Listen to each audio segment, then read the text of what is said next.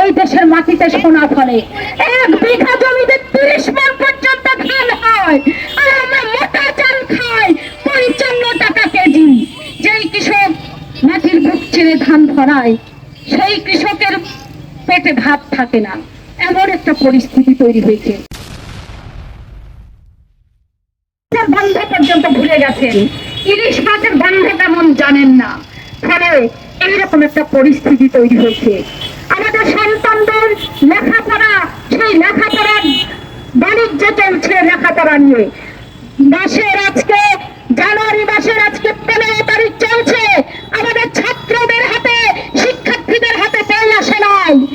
আর আমরা দেখলাম একজন একটা গোষ্ঠী মুক্তিযুদ্ধকে তাদের ব্যক্তিগত সম্পত্তি বানিয়েছিল, আরেক গোষ্ঠী মুক্তিযুদ্ধকে মুছে দিতে চায়। আমরা মনে করি এই দেশে যারা মুক্তিযুদ্ধের মতো জনযুদ্ধ, যার মধ্যে দিয়ে দেশের জন্ম হয়েছে, সেই দেশে যারা মুক্তিযুদ্ধকে মুছে দিতে চায়, তাদের বিরুদ্ধে আমাদের সোচ্চার হতে হবে। আর সেই সঙ্গে পা ফাটা গা ফাটা যারা মানুষ, তাদেরকে আজকে ভাবতে হবে নতুন করে। এই দেশের বয়স 54 বছর। এই দেশে যারা যখন ক্ষমতায় ছিল, কেউ এই দেশের এই শ্রমজীবী মানুষের কথা ভাবে নাই। দেখেন, 16টা সংস্কার কমিটি হয়েছে।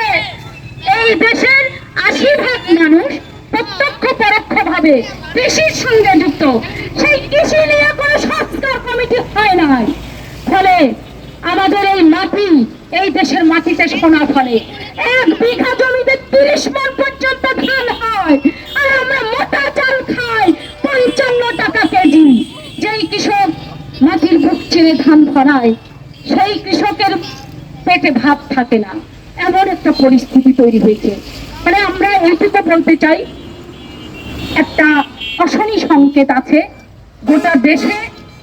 ওই যুদ্ধ বিরোধী যারা ছিলেন, তারা আজকে খুবই আস্ফোরণ দেখাচ্ছেন।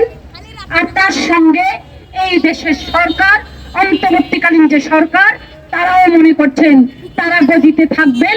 মানে সংস্কার যত কথাই বলুন, সেই সমস্ত কথা কোনো কিছু দৃশ্যমান আপনাদের চোখের সামনে নাই। কি সংস্কার করছেন সেটাই সরকার জানে না। এই সরকার সকালে একটা বলে, বিকেলে আরেকটা উল্টে ফেলে। ফলে অতীতের সরকারের সাথে এই সরকারের কোনো পার্থক্য আমরা দেখছি না।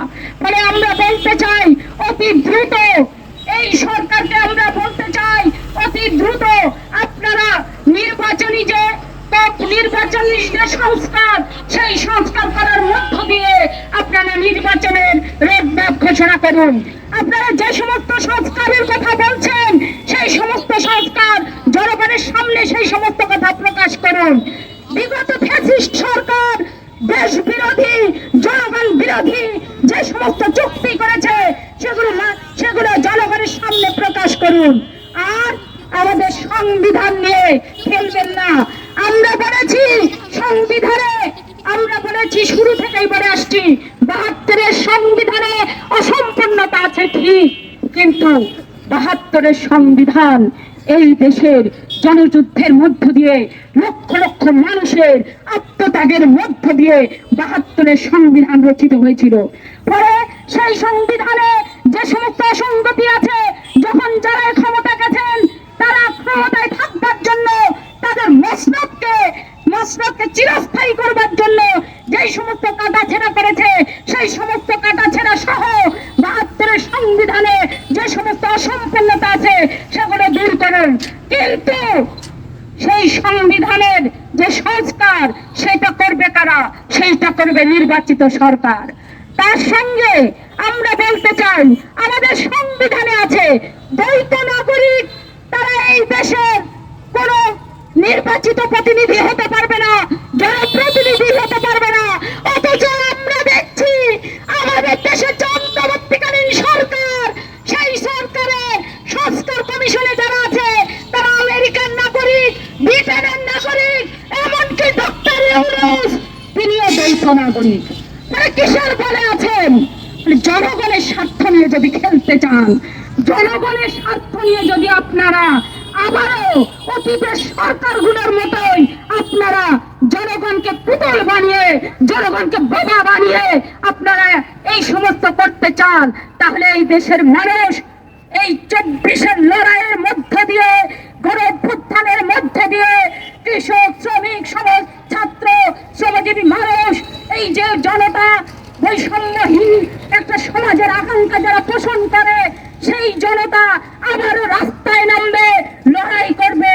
এবং এই বিরামপুরে যারা খেতে খাওয়া মানুষ আছেন প্রত্যেককেই বলছি, সরকারের বদল এবং সরকারের চেহারার বদল হলেই রাষ্ট্রের সমস্ত আইন কানুন বদলে যায় না। তার প্রমাণ আমরা এই 5 মাসে পেয়েছি। ফলে আপনাদের কাছে আমাদের আহ্বান, আপনারা আপনাদের বন্ধুদের চিনুন। এই সমাজ ব্যবস্থা না পাল্টালে এদেশের মানুষের মুক্তি হবে না। আমরা সেই সমাজ বদলের কথা বলছি, আমরা সেই লড়াইয়ের কথা বলছি।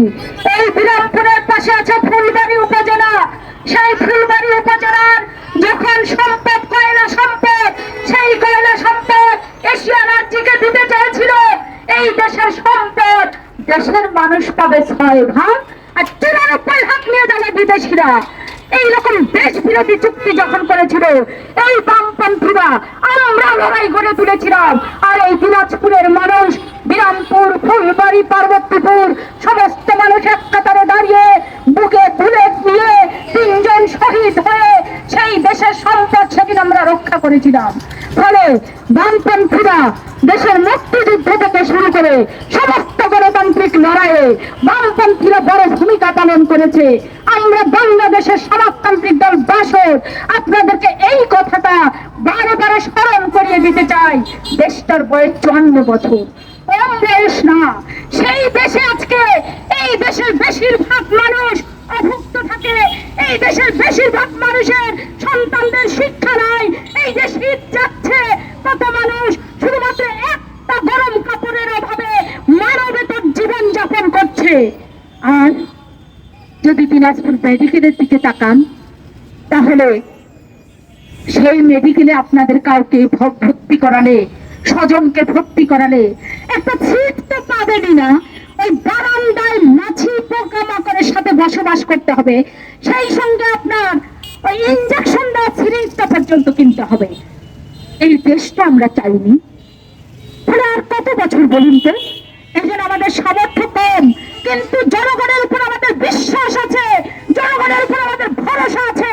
আসুন, আপনারা পা ফাটা গা ফাটা মানুষ, শ্রমজীবী মানুষ, বৈষম্য বিরোধের স্বপ্ন দেখেছেন যারা, সেই মানুষেরা, যেই মানুষেরা মর্যাদা নিয়ে বাঁচতে চেয়েছেন।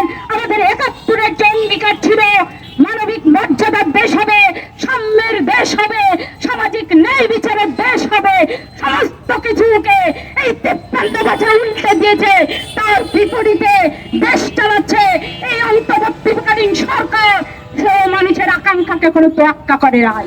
ফলে আপনাদের কাছে সিদ্ধান্ত নিতে হবে, কোথায় আমরা দাঁড়াবো, আমাদের দাঁড়াবার আশ্রয়ের জায়গাটা কোথায় হবে। সেই জন্য আমরা আমাদের বাসদের পক্ষ থেকে আপনাদেরকে বলছি, আসুন এই বামপন্থী শক্তিকে, জনগণের শক্তিকে, ন্যায়ের শক্তিকে এবং সাম্যের শক্তিকে, সেই শক্তিকে বড় করার মধ্য দিয়ে আগামী দিনে ব্যবস্থা বদলের যে লড়াই, সরকার বদলের লড়াই না, চেহারা বদলের লড়াই না, এক ফ্যাসিবাদের পরিবর্তে আর এক ফ্যাসিবাদ না, বরং আসুন জনগণের সরকার, সেই সরকারকে প্রতিষ্ঠিত করি। আমরা ওই জাতীয় সংসদে লাল ঝান্ডার পতাকা, লাল ঝান্ডা উড়াই, তার মধ্যে দিয়ে আসলে এদেশের মানুষের মুক্তি মিলবে। কিছুদিন আগেই দেখেন আমাদের প্রতিবেশী দেশ শ্রীলঙ্কা, সেই শ্রীলঙ্কায় লড়াই হয়েছিল, রাজাপাকসেরা ওই পালিয়েছিল, শোষণকারীরা পালিয়েছিল লড়াইয়ের মধ্য দিয়ে, আর নির্বাচনের মধ্য দিয়ে লাল ঝান্ডাকে সেই দেশের জনগণ ম্যান্ডেট দিয়েছে। বামপন্থীরা শ্রীলঙ্কার ক্ষমতায় গিয়েছে, যেখানে 67% মূল্যস্ফীতি ছিল, সেই জায়গায় এখন 0.57%, অর্থাৎ শূন্যের কোঠায় নেমেছে দ্রব্যমূল্য। ফলে সেই জায়গায় আমরা বলতে চাই, বামপন্থীরা ছাড়া এই দেশে মানুষের মুক্তি মিলবে না, এই দেশে সিন্ডিকেট ভাঙবে না, এই দেশে দেশ বিরোধী চুক্তি হওয়া বাদ যাবে না। সেই জায়গায় সেই লড়াইয়ে আগামী দিনে আপনারা পাশে থাকবেন, সাথে থাকবেন। এই দেশটার জন্য যারা জীবন দিয়েছে, প্রত্যেক গণতান্ত্রিক লড়াই, আমাদের ৭১ বলেন, ৯০ বলেন, আর ২৪-এর লড়াই বলেন, আমরা সমস্ত শহীদদের প্রতি শ্রদ্ধা রেখে সাম্যের দেশ, মানবিক মর্যাদার দেশ এবং সামাজিক ন্যায় বিচারের দেশ, কৃষকের দেশ, শ্রমিকের দেশ, খেটে খাওয়া শ্রমজীবী মানুষদের মাথা উঁচু করে বেঁচে থাকবার দেশ এবং আদিবাসীরা এই ভূমিতে জন্ম নিয়েছে, তারা এই ভূমিতে মাথা উঁচু করে তাদের সাংবিধানিক স্বীকৃতি নিয়ে মাথা উঁচু করে বাঁচবে, সেই দেশ আমরা বানাতে চাই। সেই লড়াইয়ে আমাদের পাশে থাকুন, আমাদের শক্তি যোগান।